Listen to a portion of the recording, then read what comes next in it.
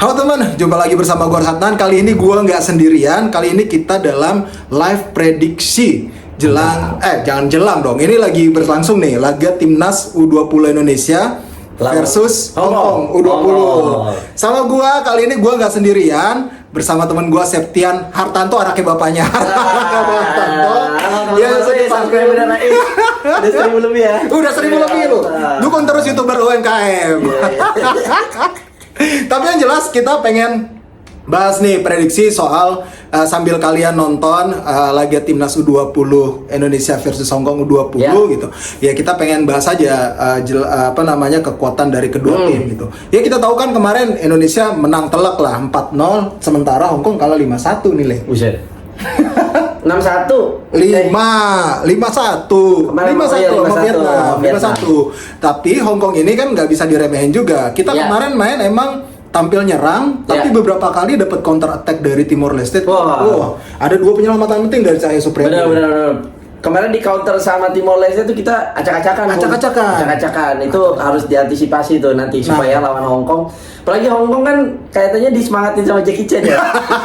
Itu yang penting tuh. Kita kan tapi kan punya tuh Miley itu, manusia terkuat di bumi untuk bisa ngelawan dia juga kan.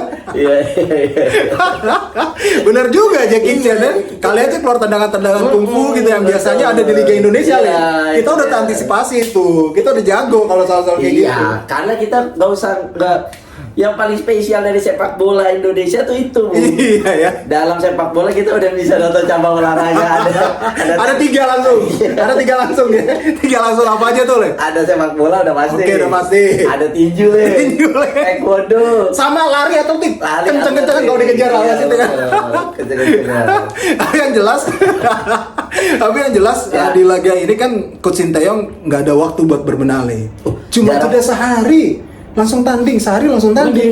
Oh iya, kemarin lusa ya? Iya, kemarin lusa, tanggal 14, tanggal 16 tanding, terus tanding lagi tanggal 18, jeda cuma sehari. Jadi sekarang tuh dimanfaatin buat recovery aja. Walaupun secara taktikal sebenarnya ya paling di meeting-meeting di ruangan gitu ya. Pembenahan cuma latihan dikit-dikit gitu ya. Di drill lah gitu.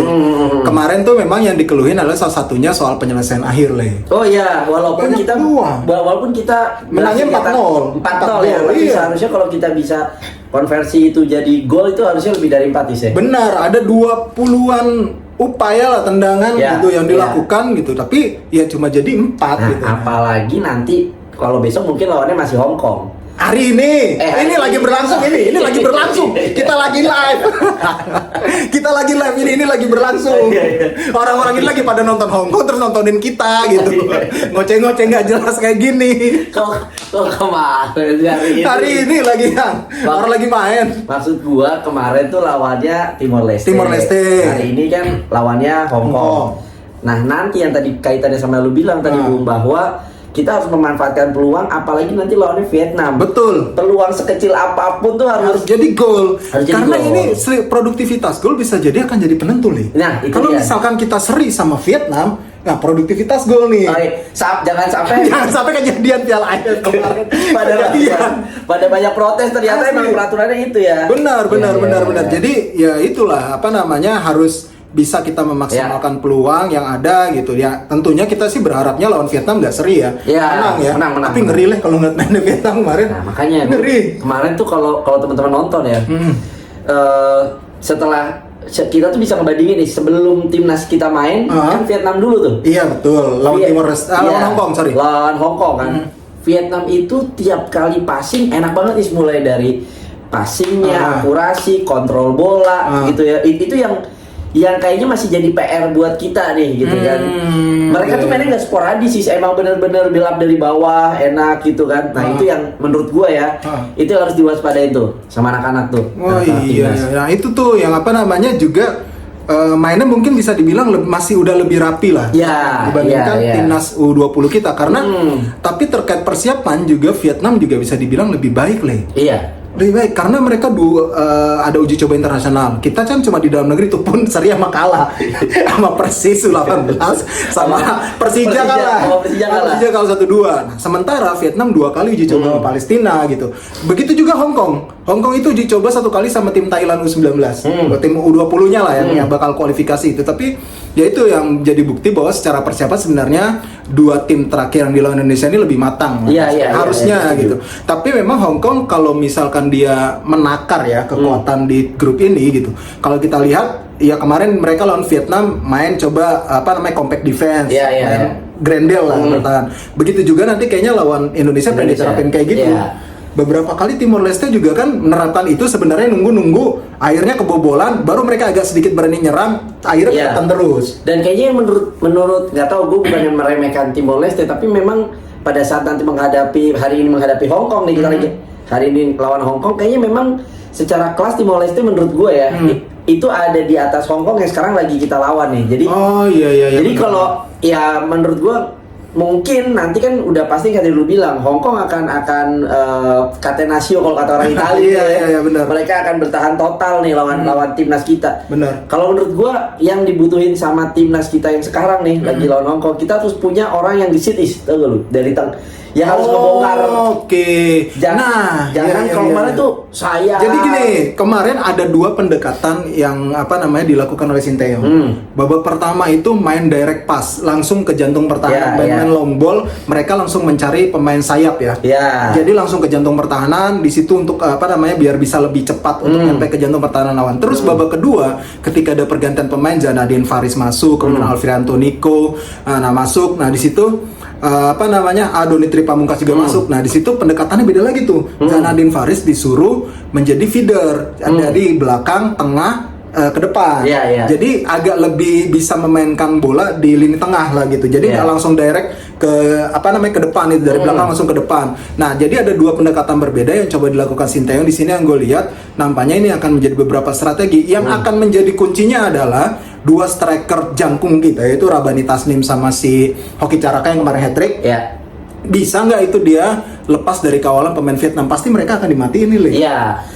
Kalau gue pikir yang pastinya nanti akan dipepet si Hoki sih, otomatis Vietnam juga kan ngelihat pertandingan Indonesia. Hong Kong Hong Kong juga ngelihat pertandingan Indonesia kemarin kan. Kalau menurut gue ya, kemarin tuh anak-anak tuh belum dapet lawan yang emang benar-benar bisa pressingnya. Dan beruntungnya juga Timor Leste ketika dapat peluang nggak cerdik pemainnya. Nah itu dia. Ketika unggul jumlah pemain, mereka kan terkadang ada situasi ketika counter attack unggul jumlah pemain tuh berapa kali itu. Bahkan nyaris bisa cetak gol karena akhirnya 2 kali itu Mas beruntung Cahaya Supradi penyelamatannya luar biasa. Yang dari deket asli itu yang ditompo itu. Gila itu. Tinggi udah kayak Spider-Man. Gila itu. Gaya Donnarumma katanya.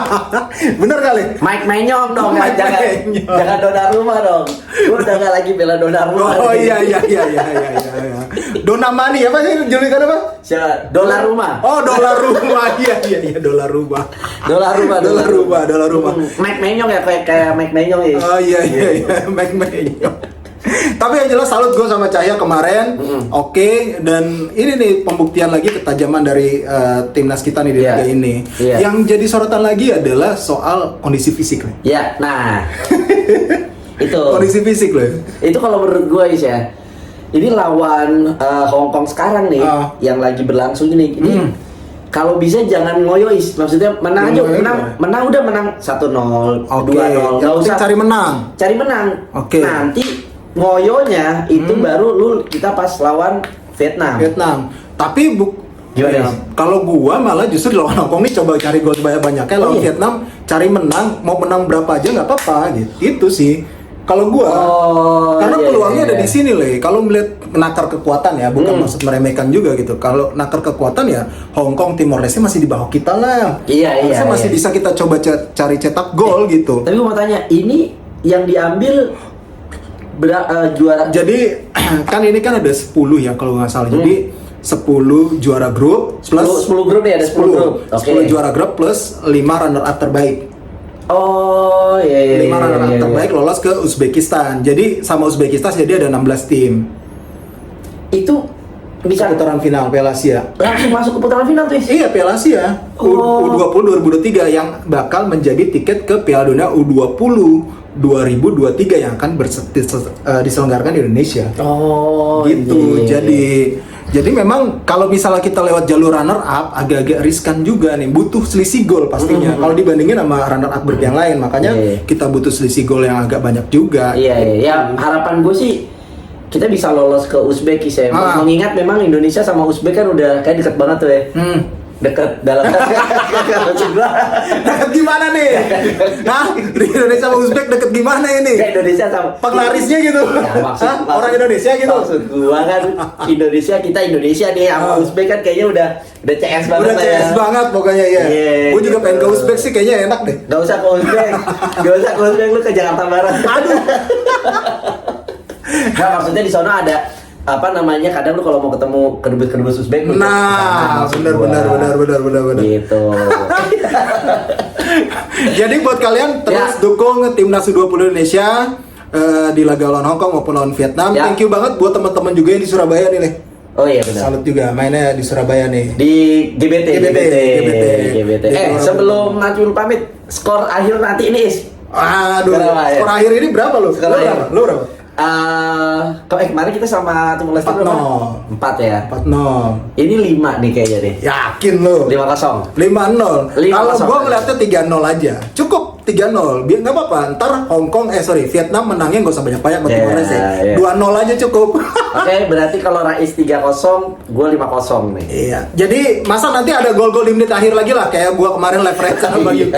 Ada gol lagi di menit akhir, coba jangan main. Jadi ngajarin itu gua. Jangan dong jangan ngajarin ketemu orang Uzbek kayak ini. Oke teman-teman, thank you banget. Gua dan Adul pamit, sampai jumpa lagi. Bye.